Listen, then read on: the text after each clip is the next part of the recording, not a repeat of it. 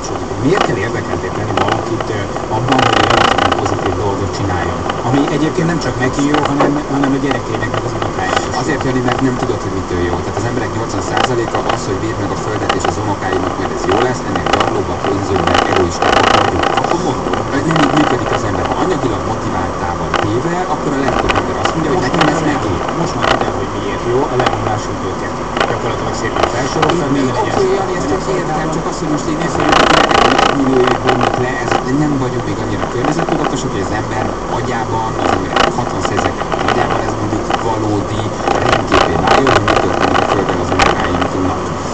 De ha anyagilag motiváltak ezt, mindenkit ez mozgat, ha valamit olcsóbban veszel meg, vagy nem kell fizetned, akkor téged az motiválni szóltat valahol, nem? Egy nagyon egyszerű, bocsánat, csak egy fél mondat is utána mondhatod, és csak az a baj, hogy konkrétan rögtön akarok válaszolni. Tehát, ha például mondjuk motivációról beszélünk, motiváció az, hogy ne 2 kuka után fizessél, hanem 1 kuka után. Ha szelektíven gyűjtöd a hulladékot, akkor valószínűleg fel annyi szemeted lesz. Mi ugyanúgy 3-an vagyunk, mint ti, nekünk nem 2 kukát kell kihúznunk hetente, hanem egyet, és az is csak a negyedén van tele. Sem. Igen.